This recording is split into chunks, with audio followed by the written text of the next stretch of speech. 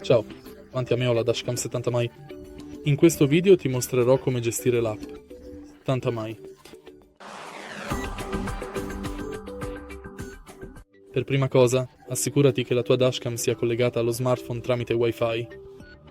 E ora vai all'app 70 mai.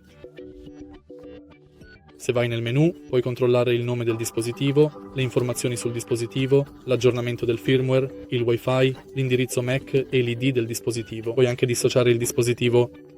Se selezioni la Dashcam, puoi attivare o disattivare la registrazione audio, puoi scattare foto e con l'interruttore della fotocamera puoi andare all'album. E nelle impostazioni puoi gestire tutte le impostazioni disponibili sulla Dashcam.